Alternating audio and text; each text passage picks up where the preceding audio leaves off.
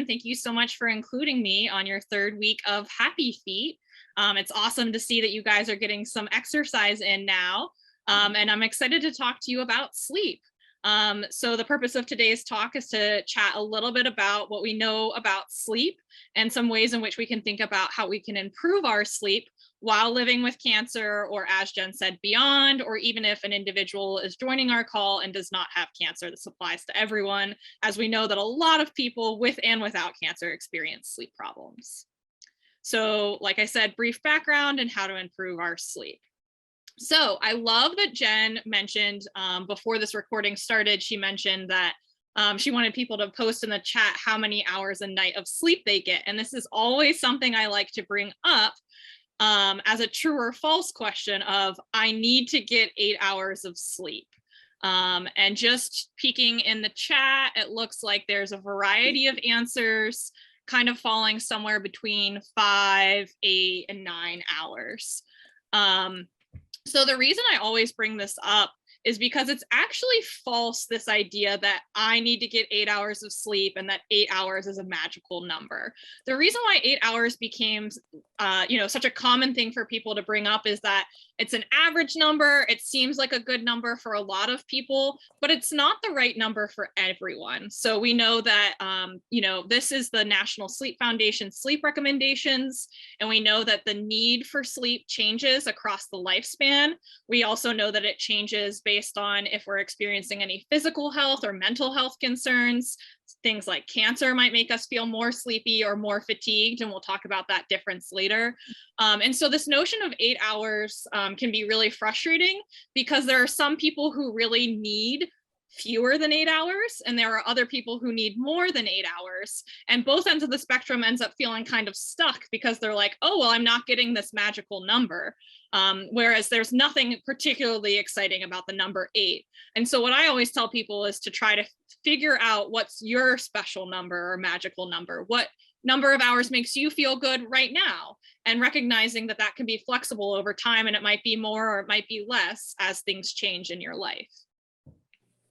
The other fun one I like to think about is this statement of driving sleepy is just as bad as driving drunk. Do you folks think that that's true or false? True. True, that is true. And they've done several studies on this, where they've had some individuals drink alcohol and some individuals be sleep deprived. And just after 17 hours of sleep deprivation, or being awake for 17 hours, which is really not that long, people were driving at the same level as if their BAC was over the legal limit. I always bring this up because there are individuals who stay up 24 hours for an all-nighter or even longer, and driving can be really hard. Concentrating can be hard. Making cognitive decisions can be really hard if you're trying to pull all-nighters. So that I always bring this one up because I think it's a little fun. It's a interesting tidbit, and I think what it really emphasizes is how important sleep is for our cognition and our ability to make decisions.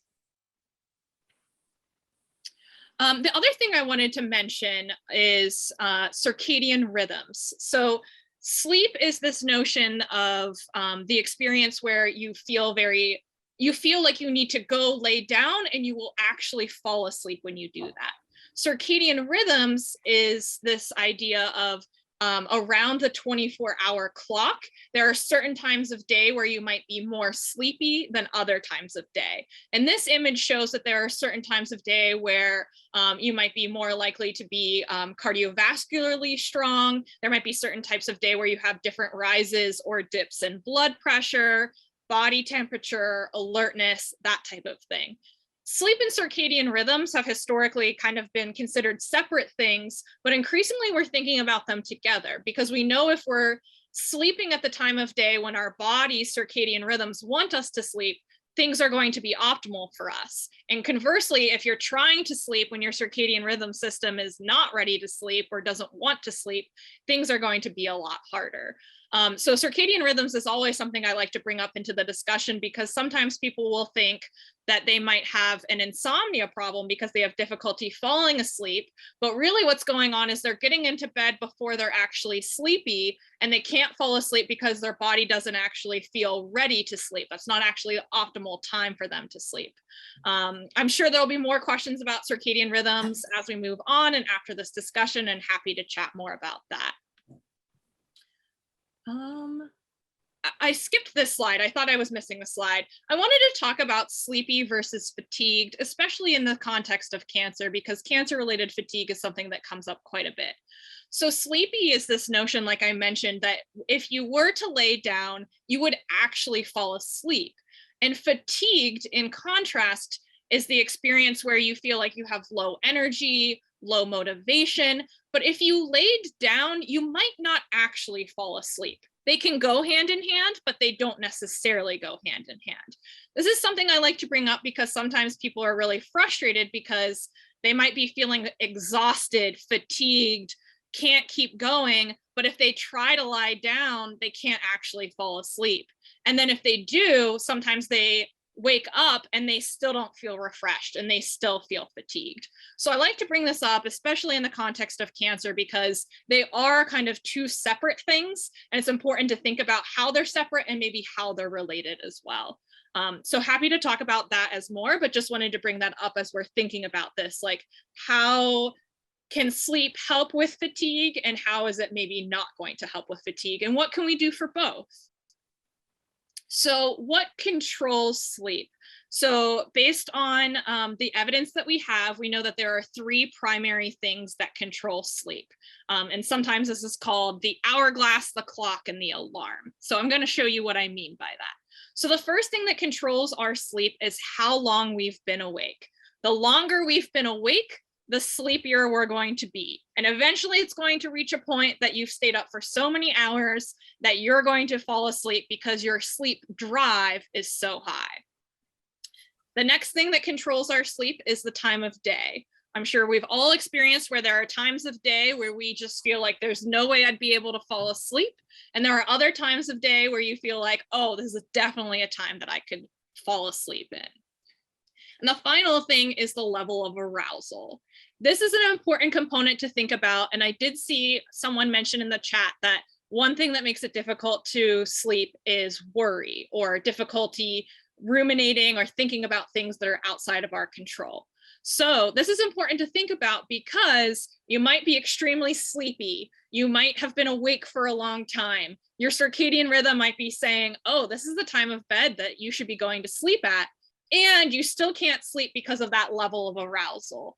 So from an evolutionary perspective, it makes a lot of sense that if you're feeling anxious, you wouldn't be able to sleep. That's because, if something's chasing us or we're not sleeping in a safe environment, we really need to be awake so that we can fight or flight. We can get out of the situation, we can figure out what to do, and sleeping would actually be disadvantageous in that situation. However, now that we're in 2022, in a lot of cases, we are actually safe, but our brains are working overtime thinking about the fact that we have cancer or a loved one has cancer, or we're balancing a lot of family and job obligations and all of these things. And so that can get in the way of our sleep, even if we're feeling exhausted and sleepy. And it makes sense that that can happen, but it can also be extremely frustrated to not be able to fall asleep at that time. Just going to skip through these images to kind of keep moving along here. So now I wanted to think a little bit more about improving sleep among individuals with cancer. And I didn't want to harp on this for too long, but I did want to talk just very briefly about cancer risk factors, which I'm sure this group is very familiar with.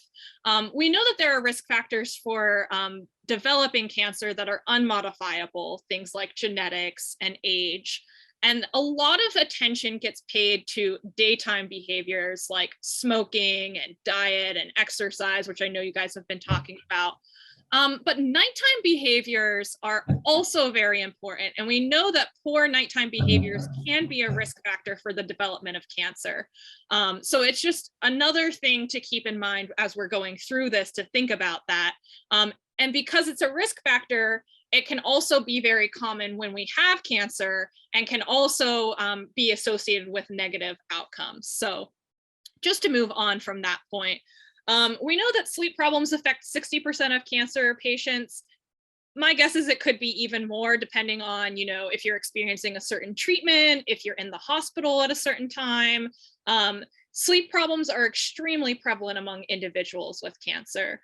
Jen mentioned at the beginning that my background's in sleep medicine and psycho-oncology. When I was working in psycho-oncology, I would see inpatients at Shadyside Hospital, as well as outpatients as they received medical treatment at Hillman Cancer Center. And my experience when I was working in inpatient is almost everyone was experiencing some disruption to their sleep because of the environment that they were in. And then studies have shown that if you experience sleep and you have cancer, it can be related to really negative outcomes. So we all know that sleep can affect our cognition and mood and physical health, but they also were showing that individuals who had dysregulated circadian rhythms had a higher mortality rate than those who did not. So this could actually have some really serious consequences if we're not thinking about sleep problems and trying to think of ways to address them. So one treatment for sleep that has been used among individuals with cancer as well as cancer survivors has been cognitive behavioral treatment of insomnia. And I want to talk about this just a little bit. So not everyone with cancer necessarily has insomnia. Insomnia is this experience of difficulty falling asleep, staying asleep, or waking up too early in the morning. A lot of times individuals with insomnia think that the go-to move should be reaching for Ambien, getting a prescription for trazodone, melatonin, something of this nature. And while these medications can be helpful, the American College of Physicians actually recommends the frontline treatment of cognitive behavioral therapy for insomnia. The reason for this is that the treatment actually addresses the underlying issues that are perpetuating the insomnia.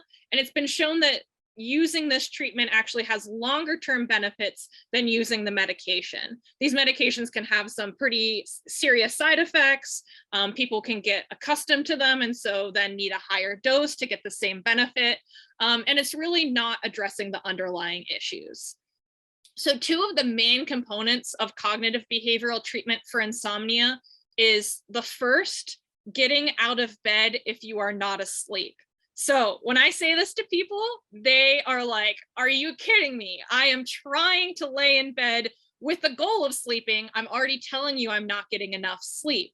The reason it's critical to get out of bed if you're not sleeping, and again, this is if someone's having insomnia, is because our brains, when we have insomnia, become classically conditioned to think of the bed as a place for worry and frustration and tossing and turning and not sleep. When I say classically conditioned, have you all heard of Pavlov's dog before? I'm seeing some smiles and nods. So in this study, there was an individual named Pavlov who would ring a bell every time he would present his dog with food. And then over time, increasingly, the dog would respond to the bell and start salivating. In the same way, our beds become a cue for worry, rumination, tossing and turning. I've heard from individuals with cancer that it can also be a reminder of their cancer. That was the place where they were sick. That was the place where they took their medicine, that type of thing. So the more that we can get out of bed if we're not sleeping, the stronger the association of the bed being a place for sleep and sleep only can occur. So it can be extremely challenging at first. I know that I don't want to get out of bed if I'm not sleeping because I'm warm and I'm comfortable and I'm feeling like fatigued or tired, but really getting out of bed if you're not sleeping, if you have insomnia, can be key to disentangling that association. The second component of this treatment is to only go to bed when you are sleepy. I hear from a lot of people that they go to bed for a lot of other reasons. They might look at the clock and say, oh, it's 10 p.m. This is the time when I should start getting into bed. They might have a bed partner and the bed partner gets into bed at a certain time. But if you go to bed and you're not sleepy, you're not going to fall asleep. It's not going to magically happen to you. It's not going to just work out for you if you're an individual with insomnia. And I keep saying that because I recognize that some people on this call might not have insomnia, and these are recommendations for those individuals in particular. When they've done large studies of individuals with cancer or who are cancer survivors, this treatment for insomnia has improved their sleep, has improved their mood, has improved their energy, and has improved their quality of life. So there's pretty strong evidence that this could be a helpful treatment for individuals who might be experiencing insomnia and have cancer. From my experience when I was working in the hospital, and I'd be very curious to hear about everyone on the call's experience, I found that sleep was not getting nearly as much attention as I thought that it deserved among this patient population. It seems like there's strong evidence that it can increase risk for cancer, strong evidence that it increases risk for bad health outcomes. It's very common among individuals with cancer, and I just didn't feel like a lot of people were talking about it, which I was surprised by.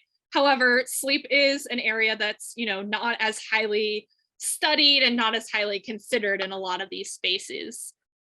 When I was in the hospital, it seemed like a lot of the healthcare workers were not addressing sleep as often or as much as they could. This is not a criticism of them. They have a lot of other competing priorities and a lot going on, especially now in the pandemic with everything that's happening. But when I would meet with my patients, one of the first things that I ask would be, how are you sleeping? And they were stunned and would say, no one's asked me that while I've been here, but I appreciate you kind of checking in on this. And in outpatient settings, the time demands of medical treatments often forced sleep to take a back seat. So a lot of times they might consider sleep as important and would talk about it, but then there would be a lot of other competing demands, and that would kind of, go get pushed off to the back burner. It seemed like in a lot of these cases, it was like, oh, there's some other important things to talk about, and we just don't have time to think about sleep. And I think the argument of my talk and what you take away from this is that it is something that we should consider. And whatever amount of time we can devote to it, if possible, it might be worthwhile to consider devoting some time to our sleep, since it is related to all of these health outcomes and mood outcomes. So now I want to talk a little bit about more general tips to help you sleep better. These are tips that I would recommend to anyone, whether you have insomnia or not, whether you have cancer or not. These are all things that I recommend to everyone if they, approach me and are like, I don't think I have insomnia, but I just think I'm not getting the type of sleep that I really want to be getting. So the first overall tip I would suggest is creating a bedroom environment for sleep. Like I said, our brains like to know what to expect, like to know what's going to happen when we're going into the bedroom. So as much as we can, making the bedroom a space that feels comfortable and safe for sleep is really critical. So some of the things I think about here are making your room dark.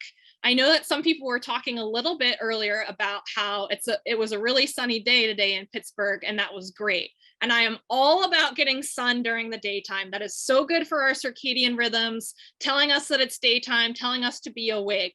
But at nighttime, what's key is that we minimize our exposure to light. I know there's not sun in the evening, but minimizing our exposure to indoor lighting is key. The reason that's the case is that you've probably heard a little bit about melatonin, which is your body's neurotransmitter that tells your body when it's time to sleep and be awake. And if we have bright lights in the bedroom and are trying to sleep, the bright lights are going to suppress our melatonin levels and make it really difficult to sleep. Being in a cool room, a comfortable temperature can be helpful for falling asleep. Feeling safe, critical, as we were talking about arousal. Arousal is the complete opposite of the ability to sleep.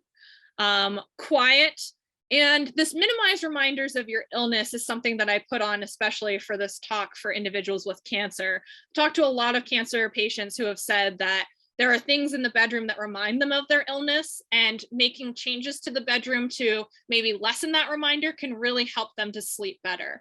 I had one individual who was a cancer survivor, and she was still experiencing insomnia. And she said that her bedside tables actually were really strong reminders of her illness, because she would take her medications there and she would put all of her setup there. And I said, do you need those bedside tables? Can we get something else in there? Like, what do you think? And this individual was like, I actually hate those bedside tables. I've always thought they were ugly. And I think if I got rid of them, that might make my bedroom like a more comfortable space. And I thought that was a really cool way of kind of changing up the bedroom vibe to, be a lower reminder of your illness, or less of a reminder of your illness.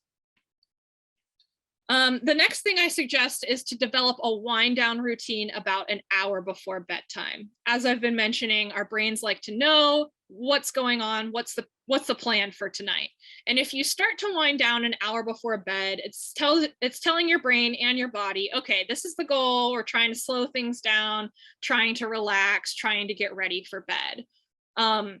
So in this time, you might take some of your medications, dim the lights because we're not trying to suppress our melatonin here. You might engage in something relaxing and distracting. I use this language because we want to wind down. We want to slow down. We want our minds to stop worrying about things or getting excited about things.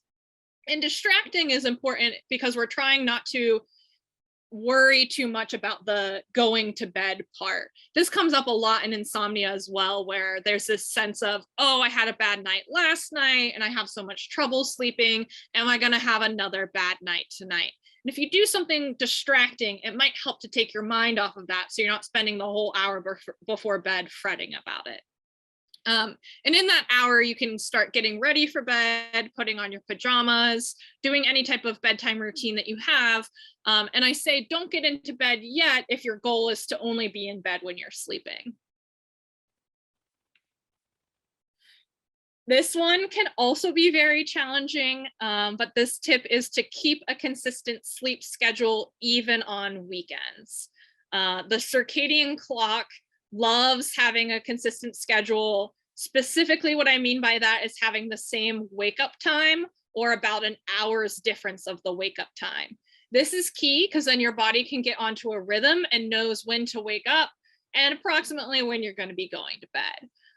This is also so hard because a lot of us have changing work schedules or medical appointment schedules, and it can be really challenging to keep a consistent one.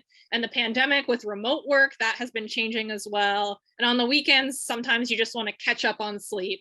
But keeping that schedule can be so key for keeping your whole routine on a rhythm, your brain knowing what to expect with sleep, and really, staying on a good routine there. I say it's so hard because I think this is the point that I find the hardest, especially on weekends. I just want to, get a little bit more sleep in there. And what I found helpful for this is trying to schedule something enjoyable on the weekend that's maybe a little earlier in the morning so that I have a motivation to get up in the morning. So I might schedule working out or getting breakfast with a friend or doing something so that'll give me the extra little push to get out of bed. Otherwise, when my alarm goes off on the weekend, I'm like, oh, I'm so comfortable. Like my bed's so great. I don't want to get up at all. But that's just for me personally. Another tip is to take strategic naps. And I always love talking about naps with people because this is another thing that some people have said, like naps can be bad, and other people are like naps can be great. And so I like to talk about strategic naps. And what I mean by strategic is having naps at a time of day where your circadian rhythm is working with you instead of against you. So you might have heard of like siestas where people take naps in the afternoon. And the reason we take naps in the afternoon is that our circadian rhythms have a natural dip. And you might have experienced that too around lunchtime, a little after lunchtime, that you might feel a little sleepier. And that could be a time of day that your body could really work with you there and let you take a nap. I usually recommend that people set an alarm so that their nap doesn't go on for too long. If your nap goes on for too long, the problem can arise that you're starting to decrease your amount of sleep drive. So you might have remembered on an earlier slide, we were talking about the number of hours a day you're awake, increasing sleep drive. And then when you go to sleep, it decreases it. If you take a nap that's too long, it can start to interfere with that. And then when you try to go to bed at night, it can be very hard to fall asleep and get back into that routine. Studies have shown that just a 6-minute nap can boost cognition. I personally have never been able to master a 6-minute nap. I think I would be too stressed that like I'm not going to fall asleep that quickly. There's no way I can get that in. But the reason I put that bullet point here is just a really small nap can really have some profound benefits on cognition. It can help with mood. It can help you feel more energized. And then the second point was kind of what I've been talking a lot about scheduling them and having a timer so it doesn't go on for too long. If you're someone who thinks it'll take you a little longer, you can definitely, increase it to like an hour. So that gives you a little bit of time to fall asleep. You just don't want it to be going on for 2 hours, 2.5 hours, if you're someone who will then have difficulty falling asleep that night. The last tip I have for sleeping better is just really being kind to yourself. We talked about a lot of tips here for sleeping, and sleep is not going to be perfect. And the goal here is not to have perfection. And I love that Jen was saying, we might not hit this goal. It's not perfect. We're not all working out every single day. And our sleep's not going to be perfect every single night, unfortunately. And that's okay too. And I think, just showing up today to this talk is a huge success. You're managing a lot with cancer or with a loved one with cancer during a pandemic, which is an extremely challenging time. So I think, taking away from this talk, some of the tips and thinking about how you can implement them, but also being kind and gentle with yourself and thinking about how much you're going through and how challenging it can be to sleep with or without cancer. And with that, I'd like to thank you for inviting me today.